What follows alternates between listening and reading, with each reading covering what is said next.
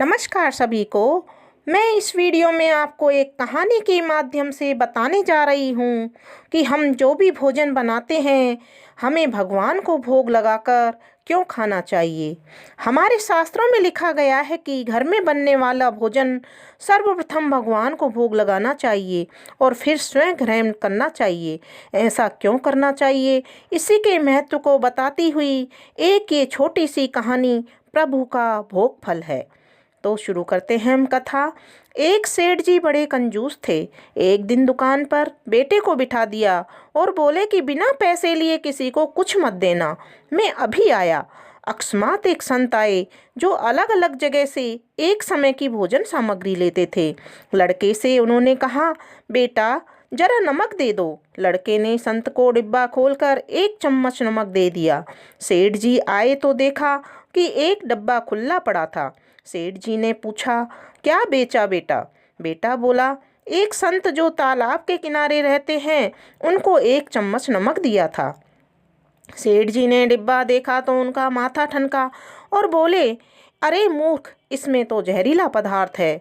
अब सेठ जी भागकर संत जी के पास गए। संत जी भगवान को भोग लगाकर थाली लिए भोजन करने बैठे ही थे कि सेठ जी ने दूर से ही कहा, महाराज जी रुकिए, आप जो नमक लाए थे वो जहरीला पदार्थ था, आप भोजन नहीं करें। संत जी बोले, भाई हम तो प्रसाद लेंगे ही, क्योंकि भोग लगा दिया है और भोग लगा हुआ भोजन हम छोड़ नहीं सकते हैं। अगर भोग नहीं लगता तो भोजन नहीं करते। और कहते कहते उन्होंने भोजन शुरू कर दिया। सेठ जी के होश उड़ गए। वो तो बैठ गए वहीं पर। रात हो गई।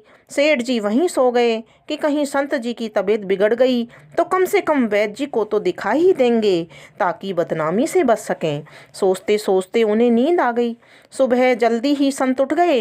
नदी में स्नान करके स्वस्थ दशा में आ रहे हैं। यह देखकर सेठ जी ने कहा, महाराज तबीयत तो ठीक है।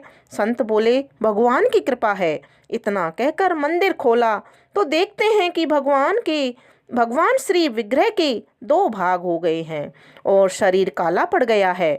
अब तो सेठ जी सारा मामला समझ गए कि अटल विश्वास से भगवान ने भोजन का जहर भोग के रूप में स्वयं ने ग्रहण कर लिया और भक्त को प्रसाद ग्रहण करवाया। सेठ जी ने घर आकर बेटे को घर दुकान संभला दी और स्वयं भक्ति करने संत शरण में चले गए। इसलिए हमें भी रोज ही भगवान को निवेदन करके भोजन का भोग लगा करके ही भोजन करना चाहिए। भोजन अमृत बन जाता है। अतः आज से ही हम यह नियम ले लें कि हम कोई भी भोजन बिना भोग के नहीं करेंगे। धन्यवाद।